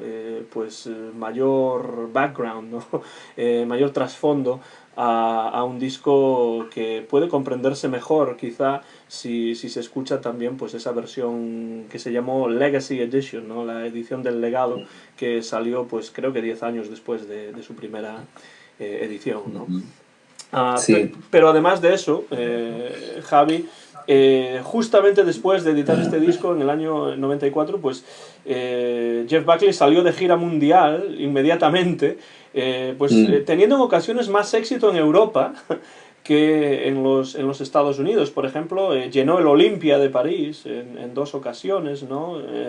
Pero después, en el año 96, ya 2 años después de haber grabado este disco Grace, comienza a trabajar en su nuevo disco, que se titulará My Sweetheart the Drunk, es decir, mi novia la borracha, ¿no? Algo así podría traducirse, vaya título, ¿no? Y en este disco, que bueno, no llegaría a acabar nunca, es un disco pues inacabado, ¿no? de Jeff Buckley. Tom Verlaine, ¿no? De la banda Television, sería el productor de este disco, y él empezó a grabar en Nueva York, pero las sesiones restantes continuaron en Memphis, pues a 2 horas de donde estoy yo, más o menos, durante los primeros meses del año 97. Pero Buckley aparentemente no quedó satisfecho con estas grabaciones, con estas primeras sesiones en Memphis, y decidió mandar a su banda de vuelta a Nueva York. Vosotros volvéis a Nueva York, yo me quedo aquí en Memphis trabajando un poco más en las canciones, y la idea era que el día 29 de mayo del año 97 volviese la banda a Memphis para regrabar estas canciones en sus nuevas versiones, ya trabajadas un poco más, añadiéndole cosas, quitándole otras cosas, y realmente la banda regresa a Memphis, pero desgraciadamente las sesiones de mayo del año 97 nunca tendrían lugar, porque Buckley se ahogó accidentalmente mientras nadaba en el Wolf River en Memphis. Y bueno, aunque en principio se pudo pensar que su muerte fue misteriosa y a lo mejor tenía que ver con el alcohol o con las drogas o algo así, parece ser que al final nada de eso fue cierto, o por lo menos la versión oficial dice que esto no tuvo nada que ver, sino que simplemente fue un accidente, ¿no? Y se ahogó accidentalmente. Y desgraciadamente este accidente no solamente nos dejó sin estas nuevas sesiones que completarían este segundo disco, My Sweetheart the Drunk, sino que llegó así, de esa manera, el final trágico de la vida de Jeff Buckley, y también de la carrera artística, muy breve realmente, y de la carrera discográfica, todavía más breve, de Jeff Buckley. Una verdadera pena, ¿no, Javi? Sí. Sí, una pena sobre todo porque nunca sabremos lo que nos podría haber dejado, o lo que nos podría haber entregado este hombre, con el potencial que tenía, y con un primer disco tan apabullante. Eso lo podemos imaginar. Y bueno, y el Sketches for My Sweetheart the Drunk es como finalmente llamaron al disco inacabado, que apuntaba unas maneras espectaculares. También hay unas composiciones increíbles como Vancouver, o como Everybody Here Wants You, The Sky is Landfill. O sea, hay un montón de canciones increíbles en ese disco. Yo creo que Buckley con el tiempo podría haber evolucionado y podría haber sido, nunca lo sabremos, quizá una figura a la altura de Dylan o de Cohen. Nunca lo sabremos. Es una duda que nos va a quedar siempre. O no, o quizá pues habría acabado también mal logrado, como su padre, que murió lamentablemente de una sobredosis de heroína, aunque no parecía que él consumiera ese tipo de sustancias. Nunca lo sabremos. O sea, las posibilidades quedan ahí. Como muchos artistas de esa generación se perdieron en el tiempo. Cobain se suicidó y Buckley se ahogó a los pocos años. Creo que gran parte de esa generación de la gran música alternativa de los 90 desapareció con ellos dos, aunque ya te digo, creo que Buckley entra dentro de una corriente muchísimo mayor y muy difícilmente etiquetable. Pero sí, fue una grandísima pérdida para el mundo de la música en general, no de ningún género, de la música en general. Es una lástima, y me duele que nunca vayamos a saber a dónde podría haber llegado este hombre.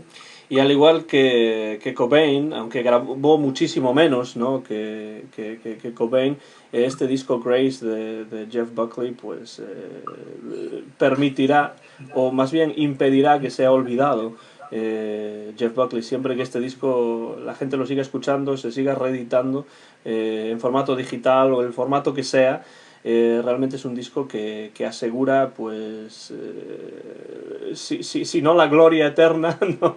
Por lo menos sí la fama de un músico, pues, que no podemos olvidar cuando hablamos de la música popular, de la música rock, de la música pop de los años 90, como tú dices. Pero yo sé, Javi, que para ti este disco es un disco muy importante, es un disco memorable, y por eso estamos hablando de él en este programa. Hemos hablado largo y tendido acerca de este disco. Sí. Si tú tuvieses que pues animar a alguien que no conoce este disco a que lo escuche de alguna manera, ya sea en CD o en vinilo o digitalmente, como sea, ¿qué dirías? ¿Qué puedes subrayar sobre este disco que es especialmente importante y que hace que este disco para ti sea memorable y que quizá pueda hacer que ese disco sea memorable para otra persona que esté ahí fuera escuchando esta conversación? Yo creo que este disco consigue plasmar mucha belleza en sus minutos, en sus surcos, ¿no? Es un álbum que en solo 10 canciones y, como te decía, con no siempre muchísima instrumentación, no siempre muchísimo recargo y no siempre muchísimo ruido, tiene una intensidad brutal, tiene una profundidad brutal, tiene una vida, o sea, yo creo que puedes literalmente escucharlo una y otra vez sin llegar a cansarte y descubriendo matices nuevos, detalles nuevos. La interpretación es tan perfecta y Buckley como cantante llega a unos niveles tan elevados de perfección y de interpretación que no, es difícil cansarse de él. No en vano es disco de referencia, o ha sido un disco de referencia para tantísima gente, ¿no? Lo que decíamos, Bowie, Dylan, Radiohead, Jimmy Page o Robert Plant de Led Zeppelin. O sea, es un disco, Patti Smith también.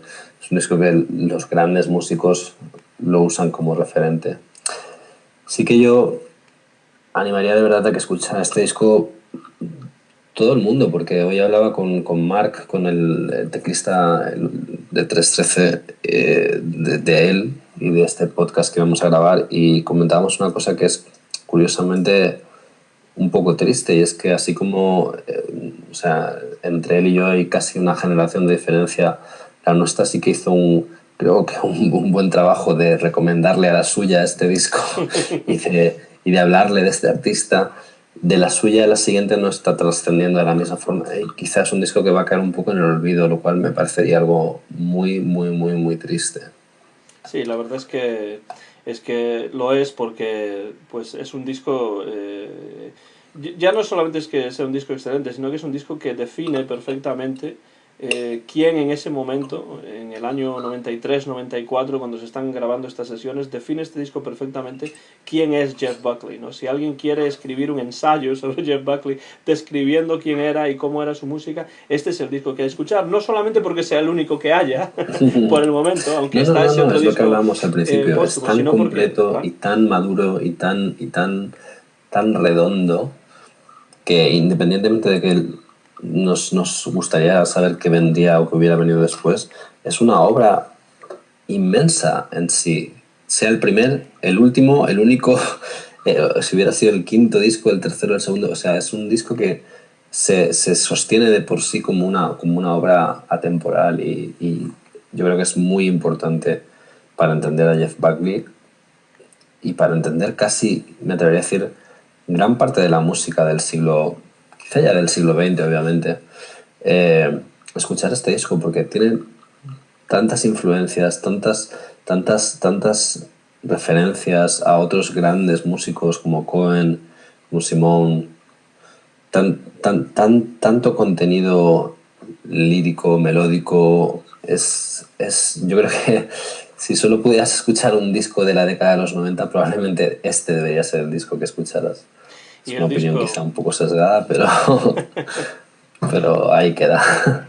Y el disco, por supuesto, del que estamos hablando, del que hemos estado hablando, es Grace, del año 1994, de Jeff Buckley, un disco memorable para Javi Ruiz. Muchísimas gracias, Javi, por compartir con nosotros este tiempo y esta conversación sobre este disco que para ti es tan importante y que para mí pues ha servido para redescubrirlo. No es que yo no lo conociese, pero por supuesto no hasta los niveles que lo conoces tú, y he tenido la oportunidad de reescucharlo varias veces preparándome para esta conversación, que como siempre, Javi, ha sido un verdadero placer. Muchísimas gracias. Gracias a ti, Antón. Un abrazo a todos. Un abrazo también desde aquí, desde Tennessee hasta Mallorca. Lo que han ustedes escuchado durante estos últimos muchos minutos, pero espero que interesantes minutos, es un nuevo podcast de Discos Memorables. Soy Antón García Fernández, hemos hablado con Javi Ruiz. Este podcast acerca de Jeff Buckley va a estar disponible en iTunes y también en YouTube. Muchas gracias por la atención y de nuevo, gracias, Javi. Gracias.